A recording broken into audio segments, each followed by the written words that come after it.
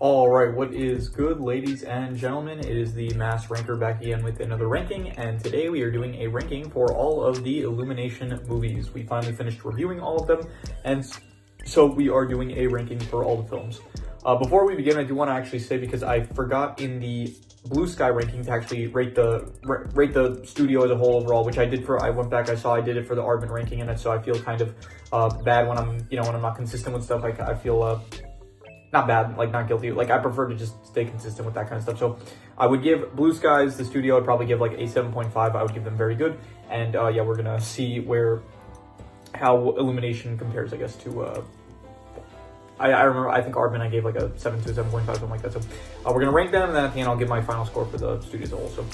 So yeah, let us just get into it. Starting off with Despicable Me 3. I would give this probably, I would say, I think there's an F tier, by the way, for this studio. I think this studio definitely has some F tier films that I don't like, and so yeah.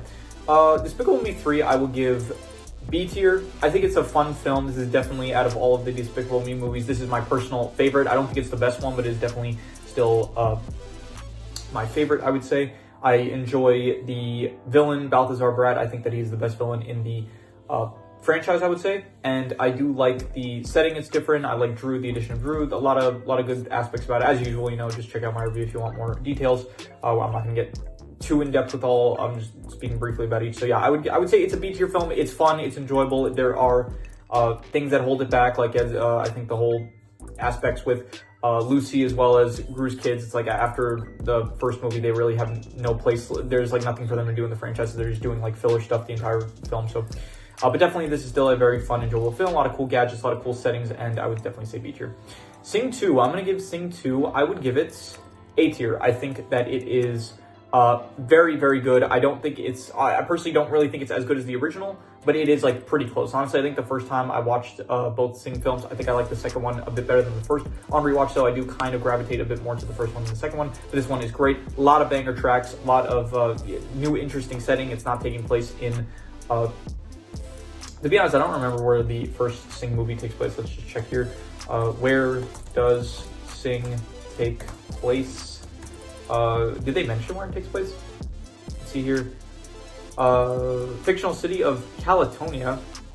Okay, I don't think they ever mentioned that in the movie. So, and this is an AI overview, so I don't know if that is completely accurate. But anyway, I do think that in the second film they go to Red Sea City. What's it called? Sing 2 setting. Let's see, it takes place in Red Shore City. Yeah, Red Shore City. So I do like Red Shore City. It is nice. I do like all the addition of the new characters. I got this wrong a lot the first time. It's not Billy Crystal. I think it's Jimmy Crystal. That was the name of the villain. So he was good, as well as his daughter. I thought was a nice addition, as well as like all the other characters you can mention that were in this film were great. A lot of great songs. Yeah, and the premise of Buster Moon trying to prove himself in the big leagues, I think it works well, and so I would definitely say A tier. Also, Sing Thriller, it's not included in this, but I did end up for the review. I mentioned Sing Thriller along with Sing 2 when I did the review for Sing 2. So Thriller, I would also probably give the Sing Thriller like about A tier, I'd say. So anyway, this is the Secret Life of Pets. This is the first one, and the first one I would probably give like, I'd say a D tier. It's like, it's not bad, I would say, but it's like very not that, it's not anything special really. It's like just, I don't know, it's just a bit boring, I would say. Like, it's not bad, but it's not good either. It's just kind of very mid, I would say. So I would definitely just give it D tier. Yeah, I don't know, just the plot of the film of Max and Duke running away, or they get separated and then they're trying to get back to Katie. It's just not really the most interesting thing for me. There's like their whole conflict is just kind of I don't care for it too much. And yeah, there are some, I guess, fine moments in it, like all the stuff with Snowball. Yeah, Snowball I thought was good. Tiberius, I thought he was cool. In fact, all the stuff where it's like the other pets trying to find Max and Duke, I thought that was fine, I would say. But overall, the film is just D tier. I don't really care for it too much, and so I'm just gonna say D tier. Secret Life of Pets 2, this is an F tier film, I gotta say. F tier is like for the negative territory, and I would say like D tier is like right on the edge, like a 5 out of 10. The F tier is just anything below a 5 out of 10. I would say, yeah, Secret Life of Pets 2, I didn't really like it that much. I don't like how it was structured, where it's like you do have these 3 different plots kind of going on that are not really connected to each other. and they keep on cutting between the plots. And so when I do start getting maybe slightly invested in one of the plots, like it cuts to another plot that I was not following along to it, but like I don't know, it undercut the tension, I guess, of the plots, and it just didn't really work for me, the structure of the film. And yeah, overall, it just, I didn't like it, I would say. So F tier. The original Minions, I would give the original, honestly, this film is worse on rewatch for me. I kind of liked it a bit more when I was younger, but yeah, I would give this one probably, I'm gonna say D tier. And we're doing side by the way. I would say it's better than The Secret Life of Pets. And honestly, I'm maybe being a bit harsh. I would maybe give it C tier, but I am gonna be harsh and just give it D tier. It's fine. It's like not terrible. It's watchable. It can be enjoyable. I think the Minions, they're not as good as protagonists as Gru, I would say, from the Despicable Me films. Scarlet Overkill is a pretty menacing villain. I do like the gadgets in this film. Those are cool. The John Wick Parabellum style plot of Kevin getting hunted towards the end, I thought was also good. And so there's good aspects about it, but overall it is still just a bit, yeah, it's missing, I guess, the, I don't know, the Despicable Me kind of Gru-ness. I don't know, Gru just works better as a protagonist, I would say. So I give it D tier. Minions Rise of Gru. This is another F tier, and honestly, I'm trying to figure out which one is worse, Secret Life of Pets 2 or Minions Rise of Gru. I do not get what people see in this film. This film, I did not like at all. This is my least favorite film from the Despicable Me universe, I would say. So I think, honestly, I'm going to give,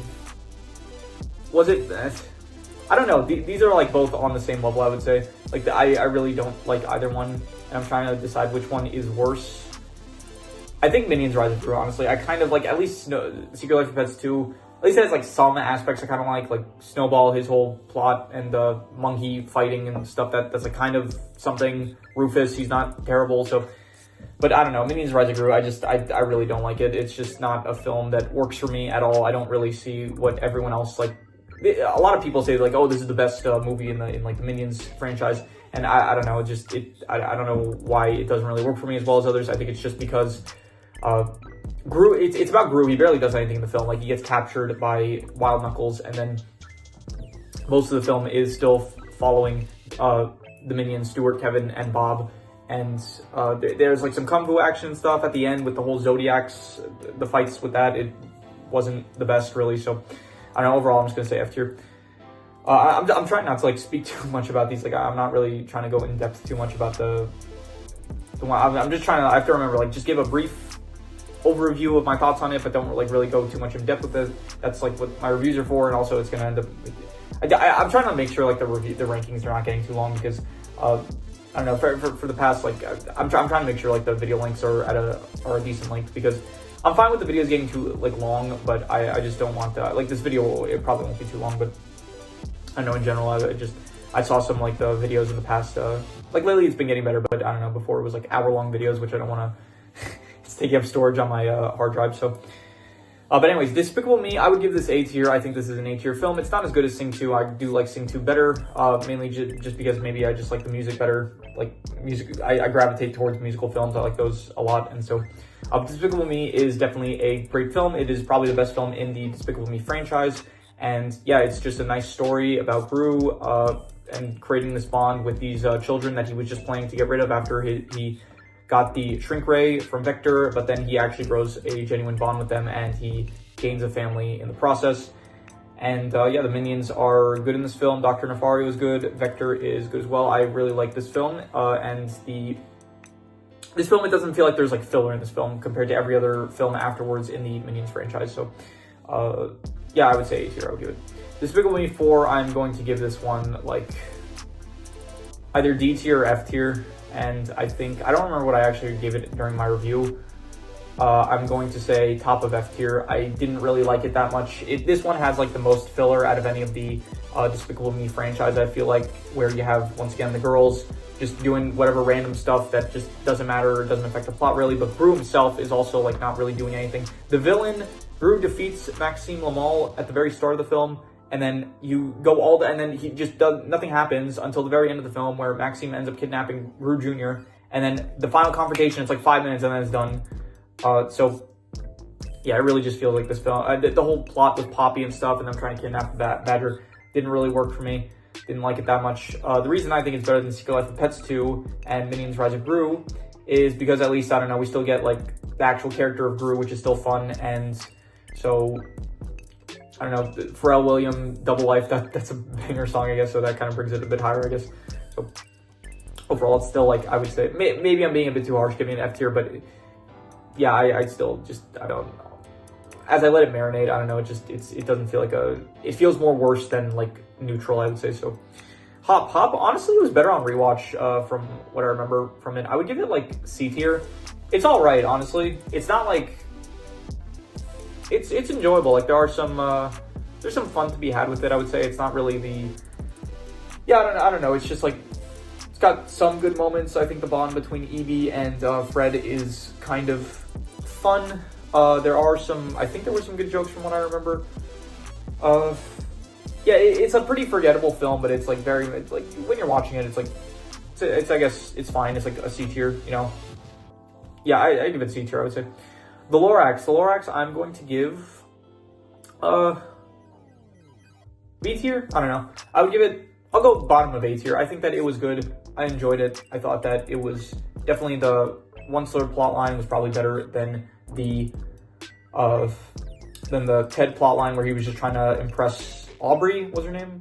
I think it was Aubrey. So yeah, he just wanted to get a tree for Aubrey, and then, I mean, he probably learns throughout the course of the film, like, oh, it's actually, like, trees are important, and so his motives probably change a bit, but even so, I do like the One-Star plotline a lot. With the Lorax, I thought it was great, and O'Hare, the chase scene at the end, it's pretty cool and stuff, so there's stuff to like about it, and it is overall a very good film, I would say. There are just some stuff that's, like, holding it back, mainly just, like, some aspects about the Ted plotline that I didn't think were as good as the Once-Lord plotline, I would say. So The Grinch is the most recent film that I saw, so it is pretty fresh in my mind. Honestly, as it marinates, it does kind of get a bit better for me as I let it marinate in my mind. So I did end up giving it, I think, like a 6.5, and I would say it's at least better than Hop. And I would honestly say like a low B tier, I think. I think that's good. I enjoyed it. I thought it was, out of all the Illumination films, I think this one looks the most beautiful, I would say, out of all the Illumination films, probably, up until this point. It's a pretty simple, straightforward story about the Grinch. It's basically taking the story from, I don't think I ever read the book of the Grinch, but, you know, it's been the story that has been told about the Grinch of him stealing Christmas and stuff, and I think that they did a good job with it. It looks nice. I think the voice actors did a decent job. Once again, I would have liked to see like Hugh Laurie voice the Grinch. I think that would have been fantastic voice casting. But you know, Benedict Cumberbatch does a decently good job, I would say. So, yeah, the gadgets and stuff was cool. They got some fire music. I think Pharrell Williams once again in this film with the soundtrack. He's also the narrator in this film, which I think worked pretty well. And yeah, honestly, just like the visuals of it look really nice. And so I'd give it like B tier. And yeah, there's some stuff, again, holding it back, like the Cindy Lou plot line. It is not as good as the Grinch plot line, but overall, I'd give it like a B tier, I would say. Probably a bit worse than Despicable Me 3, but I definitely still think B tier. Migration. This one was also a fairly recent film I saw, and I think I gave both The Grinch and Migration a 6.5, and so I like Migration more than Hop. I would give it B tier at least. And I'm thinking, was it better than The Grinch? I'm not sure. It might be the recency bias, but I think maybe The Grinch is slightly better. But Migration was definitely good as well. And I am going to, for now, I'll give it to The Grinch. I do kind of think that The Grinch is marinating a bit better in my mind compared to Migration. Migration was fun. It was good. A nice little story about some migrating ducks. The family of mallards. I thought, yeah, good characters. Gwen, Dax, I think his name was. Mac. The mother, what's the mother's name? Uncle Dan. What was the mother's name? Pam? It was Pam, yeah. The other characters, you know, I didn't really care for the Heron plotline as well as the whole thing with the hippie ducks and stuff, but everyone else, Chump, as well as, who is the Jamaican bird? Migration. Delroy? Was it Delroy? I think, yeah, it was Delroy, so a lot of good stuff there. A lot of good jokes, honestly. There were some good jokes in this one. Another very visually nice film, I would say, since this is one of the more recent Illumination films. And yeah, great voice acting, good plot, and overall, you know, it's not like a pretty simple story, so not anything too amazing, which is why I'm only giving it B tier. But I would still say it was enjoyable, I'd say. So yeah, low, not even low B tier. I would say like that. This is probably, I would say all three of these are kind of like mid-ish B tier, I would say. So yeah, the Super Mario Bros. Movie, I would give this one, I'm not sure. Okay, it was better than Despicable Me 3. Okay, it's either low A tier or high B tier. And I think I would probably give it, I'll give it high A tier, low A tier, I would say. And did I like it more than Lorax? That is a good question. I'm not sure. I'll say yes. Honestly, I did kind of like it a bit more than Lorax, I would say. I think just the world of Mario is very cool. The characters are great. Good. I think it's on overall just like a good adaptation of the Mario world, I would say. And it looks, once again, it's a more modern Illumination film, so it looks very visually pleasing. I do wish that they kind of leaned more into the whole lore of Mario in terms of like the different power-ups and stuff, which we'll probably get in the next film to come out in Illumination is going to be the Super Mario Galaxy movie. So in that film, probably there will be a lot of more stuff. Like we're going to see Yoshi in it. I'm pretty sure. I didn't actually watch the trailer. I think I watched one of the trailers. I don't remember which, but Bowser Jr. is going to be in that. So I think all the things that I was kind of hoping for, like all like one of the biggest complaints I had with this film was like I wanted more from it. I wanted to see more kind of power-ups and stuff, more characters from the world, and I think that those complaints are going to be fulfilled in the next film going forward. We're going to see some more stuff in terms of the world, so I'm excited for that. Sing, I'd give this S tier. Honestly, I think this was probably my favorite film in the Illumination franchise. It's just a very simple, straightforward story of a singing competition that Buster Moon wants to put on in order to prove himself as being able to run a theater, and then there's all these characters that have their own kind of struggles that leads them to entering the singing competition, whether it is Rosita because she wants to, all the characters, they just love to sing and they want to enter the singing competition, but they're all kind of going through their own personal struggles that they deal with throughout the course of the film. And then ultimately, all hope seems lost, but then they decide that no, they're not going to give up, and then they end up putting the singing competition in. The final performances are amazing, incredible, and I would definitely say that it was, honestly, I just really like movies with music. I think when I was younger, I didn't know how I felt about musicals. I think because my sisters used to watch a lot of musicals, and I didn't really know how I felt about musicals. And then I started actually watching a lot of, not musicals as in like musicals of, not like musical in the traditional sense, but musicals as in movies with music in them, not musicals as in like it takes place on a stage or something like that. So, yeah, so a lot of like movie musicals like Singing in the Rain, Sing, Little Shop of Horrors, Wonka, that's a more recent one. Like those kind of films, those like the ones that immediately come to mind. Those kind of films I like a lot. Mamma Mia, like all those kind of films where there's like a lot of music during it. I really just gravitate towards those films a lot, and they leave a lasting impression, I would say. So yeah, Sing, S tier for Sing, I think that fits pretty well. So yeah, and finally we have, this is Despicable Me 2. I would probably give Despicable Me 2, I would probably give it like C tier, and I think it was maybe a bit better than Hop. I think, yeah, I'll probably give it a bit better than Hop, I would say. It was, it was all right, a very, like, in the middle Despicable Me film, I would say, enjoyable, kind of, so positive, that's why I'm giving it C tier. Introduces Lucy, which is nice, kind of introduces the PX41 serum, the purple minions, that's kind of cool. Yeah, overall, I would say that it was all right film, I would say C tier. And yeah, that is my ranking for the Illumination films. And so overall, I would say that the studio it does have, I think, probably a bit more negative territory films compared to Blue Sky and Arbor. I don't remember exactly. It's like, it hasn't been that long since I've done the Arbor ranking, but it has still been enough time where I can't exactly remember the placements. Like, if I really think about it, like the entire catalog of Blue Sky, I'll be able to probably say, but I don't remember at the moment. So, but overall, I would say that I would give I'd give the studio probably like a 6.5 to a 7, I would say. Maybe that's being generous. Let me think. Good to pretty good. No, honestly, I would say like good, like a 6.5. Like, there are a lot of like negative films. Like, this already has like 3 F tier films, which does bring down the studio down, I would say. But it does have like, an S tier film, I would say. and there are some A tier films, a good amount, I would say, along with some B tier films. Overall, I would say like a 6.5. I think it's a good studio, probably not as good as Blue Sky. Blue Sky just is more consistently better, as well as Aardman, I think, is also probably, I ended up rating that a bit higher. So overall, I'm going to say a 6.5.